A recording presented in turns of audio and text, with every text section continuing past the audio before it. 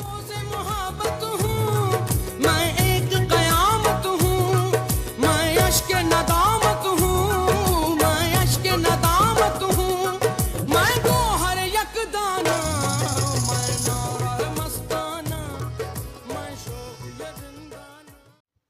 बिस्मिल्लाहिर्रहमानिर्रहीम। अस्सलामुअलैकुम।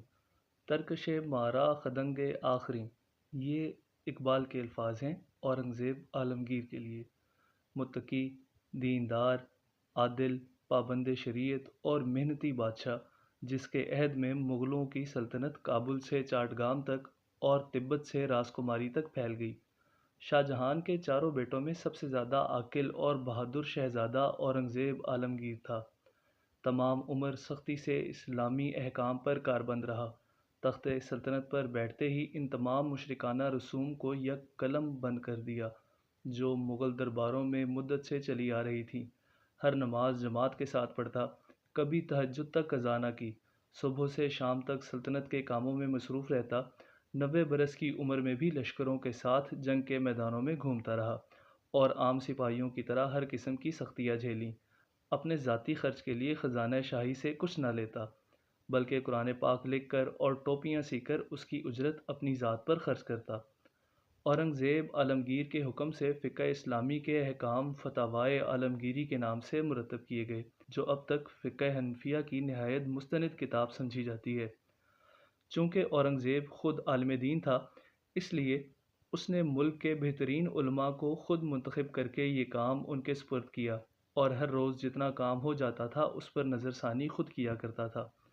इसमें शक नहीं कि उसने अपने बाप शाहजहां की बीमारी और बुढ़ापे में अन्नाने हुकूमत अपने हाथ में ले ली और अपने तीनों भाइयों यानी दारा शको, मुराद और शुजा की फितना परदाजियों को ख़त्म किया। लेकिन हुकूमत इस्लामी के इस्तेहकाम के लिए इसके सिवा कोई चारा न था। इसके अलावा उसका मकसद बादशाह बनने से ऐशो इशरत करना न था। उसने 50 बरस से भी कुछ ज़्यादा दिन हुकूमत की।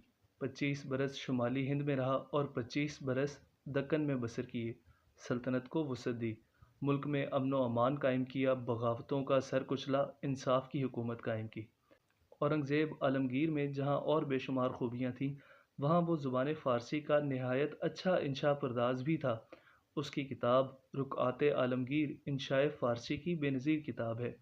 इस अज़ीमुश्शान बादशाह ने 90 साल की उम्र पाई। दक्कन के मकाम अहमदनगर में था कि बुखार हुआ और 1118 हिजरी बमुताबिक 1707 ईस्वी में अपने अल्लाह से जा मिला। वसीयत की कि 4 रुपये 2 आने की रकम जो मैंने टोपियाँ सीकर जमा की है उससे खद्दर का कफन ख़रीदा जाए और कुरान लिखकर जो 305 रुपये कमाए हैं वो खैरात में दे दिए जाएं। वीडियो को लाइक करें, चैनल को सब्सक्राइब करें, क्योंकि ये आपका चैनल है।